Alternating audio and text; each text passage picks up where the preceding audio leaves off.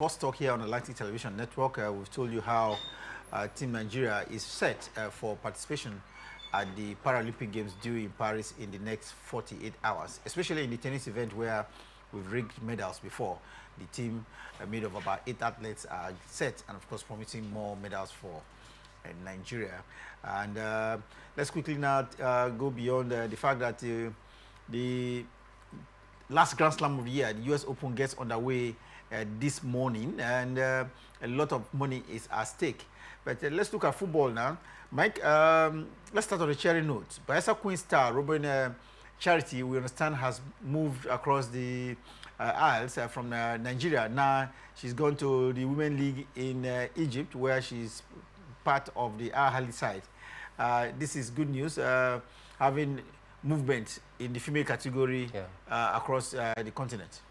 Yeah, for me, I think it's a good move for her and an upgrade for me, if you ask me, because you take a look at, the quality of their leagues out there to be compared with our league. I think there is a clear difference out there. You talk about the pay as well, which is one of the things that make, sportmen and women to exert much pressure and to also do the things that they love doing very well and very happy. It's about the monetary attachment to some of these things out there. So you take a look at the pay that comes with this very one is way better compared to what she's earning at the Edo Queens. And of course, she was very instrumental helping the team to finish third in the last Nigerian Women Football League out there. So for me, I think it's an upgrade to her career. Congratulations to Charity Reuben. They're moving from Bayelsa Queens now to Al-Ahly side of Egypt. And that's, for me, a really big move and en route to her performance going to Europe. She was part of the Falconers side, if you remember. Yeah. And I think that is the way to go. You have to keep improving on your game. Let's now look at how teams are getting ready. This weekend here in Nigeria, the Premier League gets underway. How prepared are the teams in Nigeria? I understand some of the teams are already changing, apart from players and coaches. They are even changing the administrative structure. We understand Katsina United has joined those who will just a week to the start of the 2024-25 football season have dissolved the board. And this is coming from the sponsors, the Katsina State government. Yeah, I think for me, I believe that most of the team are very ready and geared up for the upcoming season, because we are going to see lots of competition in this 2024-2025 Nigerian Premier Football League season because of the top-notch coaches that have also come on board for different clubs out there to tinker different teams. We never had this conglomeration of coaches, exciting coaches at the young mobile in the league like we've seen now. There is Finidi George in the league now. There is Emmanuel Amunike in the league. Mention them. We've seen Rangers coach as well doing great things. Top-notch coaches and young. And most of them with, A license. We've never seen this number of A license coaches in the Premier League here in Nigeria. Yeah, true. And that is why this season is going to even be more tougher, more competitive, compared to other seasons out there because of the top quality coaches, that are bound this time around and that will be vying for honor, representing different clubs, just like you mentioned. The likes of Finidi George for Rivers United. You can also Imama Mapakabo. There is Boboye as well. Yeah, Kennedy Boboye, Fidelis Ilechuku, Loru Leke of Rivers United. Enyimba as well. So for me, top-notch quality coaches, in the Nigerian Premier Football League season for the 2024-2025, and this is why. Teams out there are not taking it lightly. You take a look at some of their pre-season activities, you see that most of the team are putting final touches to making sure that they start the season in a very good note. Also coupled with the fact that we've seen a little bit of a better improvement or better organizational structure of the league last time out, by the Gbenga Elegbeleye board. And also we are hoping that this season is even going to continue. We have had, also this season that, they are going to broadcast, some of these games just like what we saw last season. And again, buoyed by the fact that there have been an upgrade of the prize money from 150 million this season is going to be 200 million. So most of the things have also helped to, different teams out there to prepare better. You know, some big name teams that did not do pretty well last season, the likes of Aqua United, the likes of even Rivers United, this time around I believe they have learned their lesson and they are putting final touches to ensure that at least they perform better compared to what we saw last season. 2024-2025 football season gets underway this weekend here in Nigeria. Club sides are already, most of them in pre-season camp, and our hearts still continue to go out to the families of Christian Obi, who in course of preparing the team, Heartland FC of Owerri, for the kickoff of this season, lost his life in a ghastly motor accident at the weekend. Talking about Nigeria football, this weekend, last weekend has not been very good because we saw two teams crash out of continental competition. First, it was Academy Warriors that crashed out of the CAF Confederations Cup, and now Remo Stars have crashed out of the CAF Champions League, all in the very first round. Remo Stars went to Rabat in Morocco and were beaten 2-1. You know, after they lost by 1-0, and of course now an aggregate scoreline of 2-3 because it was 2-1 in the first leg match played at Ikene. Remo Stars last year was beaten by this same FAR of Morocco. Now they have sent them packing again in the same first round. Say FAR, and I'm very sure Remo will disappear into this tier.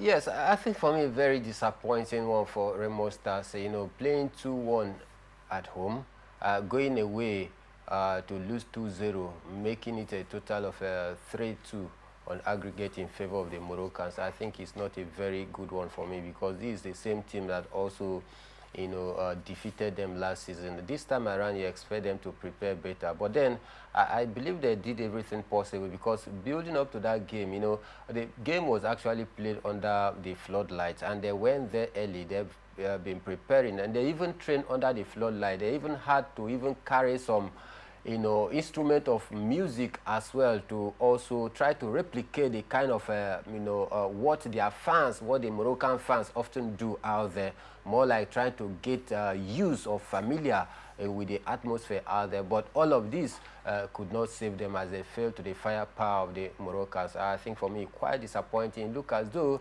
they weren't ready for this very one. You know, being you know, sent packing from the preliminary stage is not a good one at all. And you know, the North African, there's always this favoritism when it has to do with playing other, you know, West African teams. It is always very difficult. You know, going by record, I think the only team that always... Well, the North Africans, you know, have this record over Nigeria in terms of continental competitions like CAF, Confederations and Champions League. What has happened to Academy Warriors against a team from Republic of Benin, ousting the Nigerian club side from a continental competition in the very first round? Is it has to do with the quality of football here in Nigeria? Is Benin having a better football structure than Nigeria? And Academy Warriors, yes, it's a known name in the league. Yes, they played in the lower rung. They just got promoted to the Premier League. But again, this is a Nigerian club side being beaten by a team from Republic of Benin in the first round of a CAF competition that have some money. You remember, Mosepe put in as much as $50,000 for first round competition. It's never happened like that before. So this is an opportunity for a Nigerian club side to make money, and they lost it all in the very first round. I think for me, very disappointing. Just like you said, Academy Warrior, just coming back from the NNL to it's the a Nigerian club side, for goodness sake. Yes, but they have a rich history. You know, they have been playing their trade in the top flight league here before going to relegation, bouncing back. It's a household name right here. And for me, it clearly shows you the level of improvement that we've seen with the Benin side. Don't forget, this same Benin, they also defeated the Super Eagles in the World Cup qualifying games away from their own home ground. This time around, their team, their local club, are there beating Academy Warriors. It clearly tells you of the, you know, difference in terms of sport development. You know, yesterday I actually took our time to actually, you know, do some research to discover the reason why it seems as though Benin Republic is beginning to gain the ascendancy, to have the better hand over, you know, Nigeria. And I begin to discover that they have actually put up about 6 years plan in ground in terms of sport development. And this kick started about 3 years ago. You know, so the deliberate attempt to develop, you know, not just football but sport generally from Benin Republic. I've seen them to begin to rise, and this is why we are seeing them challenging teams like Super Eagles that over the years you cannot, you know, compare our record or the quality of players that we have here with the Benin Republic. So for me, it is very surprising, and it's a clear indication and a testament that we need just to improve a lot in terms of sport development right here in the country. 2024, 2025 CAF competitions, both in the Champions League and the Conference Cup, started with 4 teams from Nigeria. Now 2 have crashed out. Academy Warriors out of the CAF Conference Cup, Remo Stars out of the CAF Champions League. We still have Rangers International in the second round of the CAF Champions League, while Enyimba International was drawn by in the first round, so they automatically will kickstart their campaign in the second round. So let's hope that Rangers International and Enyimba International of Aba will do Nigeria proud in the subsequent edition, and sorry, the subsequent matches left at the CAF and competition levels.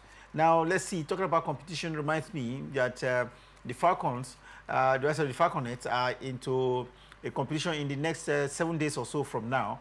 The FIFA Under-20 World Cup, you remember, is taking place in Colombia. Yeah. And Nigeria is in Group D alongside Germany, Venezuela, and South Korea. How prepared is the Danjuma-led Nigerian girls? I believe they are very prepared. Don't forget, the Nigerian side is one of among the countries that have never failed to qualify from the Under-20 since the inception of the tournament. So, and they've actually had some impressive records so far. Maybe in the 2010, if I'm not mistaken, and 2014, they actually got... They participated in all the 11 editions of the competition? Yes, and they've actually finished within the podium twice. So I think this time around, I believe they've actually prepared. You know, they got their preparation kicked off very early, and you know, going to their camp and what some of their social media handlers have been, you know, saying, and their preparation, I think they are very, very ready and positioned to do better compared to their last outing. Our first game is going to be a very tough one against South Korea, you know, which for me, I think it will hold of a great importance. If we can be able to start on a very positive note, I think it's going to be to our advantage. But in all, I think we'll have what it takes to do the country proud. Away from the continent of Africa, now let's quickly go to Europe. And of course, we told you last weekend that leagues have returned across Europe. Let's first review the Premiership in England, where it's to match day 2 at the weekend. We saw 32 goals scored in the 10 games that were played, and 1 draw, 5 home wins, and 3 away victories. Most importantly, at the weekend, we saw of the 3 away victories, 1 coming very spectacular from Chelsea in a 6-2 over their opponents, Wolves. This is, do I say, the star match of the weekend in Premiership in England? Yeah, star match. Looking at the controversy surrounding Chelsea Football Club about the administrative system and about their transfer policy so far, and their bloated squad. You know, Chelsea has been under the radar for wrong decision, according to so many, you know, sport pundits out there, and about their transfer policies. But then, you know, all eyes was on them after losing their first opening EPL game to Manchester City at Stamford Bridge. They went away against a very hard-fighting Wolves that actually defeated this same Chelsea last season. Home and away, they humbled Chelsea last season. So many were... A Nigerian was on the showcase. Noni Madueke scored a hat-trick for his side, his very first hat-trick for Chelsea. Very impressive one. The first half actually was very, very much entertaining. It ended 2-2. You know, at some point, the Wolverhampton, you know, supporters believe they will do it because Chelsea scored first before they now equalized. Chelsea took the lead again. They now equalized before they went into the break. But coming back from the break, Chelsea was a different Chelsea altogether, as they banged in a 4 unreplied goal in the second half to make it 6-2. I think the Maresca's ball is beginning to at least take shape gradually. You saw some of the tactics and the substitution that he made. So I think 3 games played so far, 2 victory, 1 loss, and they've actually scored more goals so far this season. 8 goals scored, 4 conceded. I think the only challenge that they will be having there seems to be a headache is about the defense line. They need to solidify their defense line. Going forward, I think Chelsea will definitely do well. In the other matches played at the Premiership at the weekend, we saw Newcastle play a 1-1 draw with Bournemouth playing at home. Then Liverpool continues to show their strength, maybe this season with a 2-0 win over Brentford, while Brighton were able to overpower their counterparts from Manchester United by 2-1. Crystal Palace lost at home, West Ham beating them by 2-0. Fulham were 2-1 better than Leicester at their own home ground. Manchester City continued to score with numbers 4-1 against Ipswich Town. One man that was spectacular was Erling Haaland with yet another hat-trick, 4 goals in 2 games.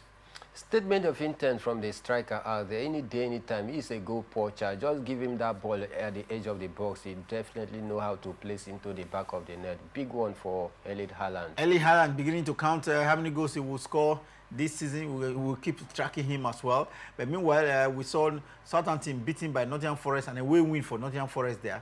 Tottenham Hotspur made the number of goals many in the encounter against Everton. They scored as many as 4 goals. 4 unreplied goals. Everton conceding 8 goals in the first 2 games of the season.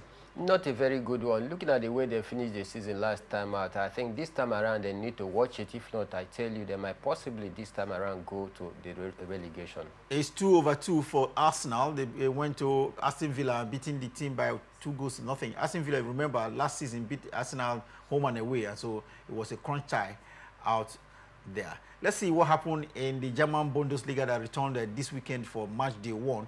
Bayern Munich struggled to beat Wolfsburg by 3-2. Big struggle out there, and it's a big worry, a big question mark for Vincent Kompany and his new team out there. I think they were not very convincing on the night, but then thanks to Harry Kane, the goal machine who came to the rescue, and even Jamal Musiala as well. But then I think the display is not totally convincing for Vincent Kompany. See, in the Bundesliga in Germany, we saw Augsburg play 2-2 with Werder Bremen. Hoffenheim beat Holstein-Kiel by 3-2. Mainz were better than, in fact, it was 1-1 between Mainz and Union Berlin. RB Leipzig continues to show their class. They beat Bochum by 1-0, while Borussia Dortmund spanked Eintracht Frankfurt by 2-0. Nothing. Earlier at the weekend, we saw Bayern Leverkusen beat Mönchengladbach by 3-2. Let's see what happened in La Liga in Spain. It looks like there's no stopping Real Madrid in this one because they beat Valladolid by 3-0. Goal scorers on this one, of course, the familiar names. Yeah, but it's just that Kylian Mbappe was actually not on the score sheet. He was also substituted, bringing in the likes of Hendrik, who came to make a cameo appearance, but also scored, in that 10-minute, cameo appearances that he made out there. So for me, for Madrid, I think it's a good way to, start the season. After drawing their first game, winning this second game, I think it gives them that, leverage going forward. Leganés beat Palmas by 2-1 in his La Liga as well. We saw a goalless encounter between Alaves and Real Betis. Atletico Madrid were 3 goals better than Girona, and earlier we've seen Osasuna beat Real Mallorca by 1-0. FC Barcelona were 2-1 better than Atletico Bilbao. Barcelona continued to show how young players can excel at top games. True, and I believe as a flick is beginning to make that team look more like a formidable team with the young crops of talent that they have. 2 wins out of 2 games so far, good one for them as they continue to see if they can be able to maneuver their financial crisis and see to compete in this year's La Liga. Let's go to the French league now, where Lens beat Brest by 2-0. Nantes were 2 goals better than Auxerre. Nigerian on the score sheet in this one. Yeah, very impressive one. I think so many Nigerians are beginning to find their scoring boot. Even Alex Iwobi, don't forget, as well, scored over the weekend, for Fulham to at least give them that 3-point. Very impressive one. Whenever we get to hear Nigerian player on the score sheet, I think it gives us that leverage. Even Moise Simon as well for Ligue 1 also scored for 90. Meanwhile, Marseille played out 2-2 draw with Reims in the fixture at the weekend. Lyon, playing at home, lost to Monaco 2-0. Lille beat Angers by 2-0 as well in the French league. Then, if you are talking about goals, it was plenty in the encounter between Paris Saint-Germain and Montpellier. 1, 2, 3, 4, 5, 6 goals to nothing in that fixture.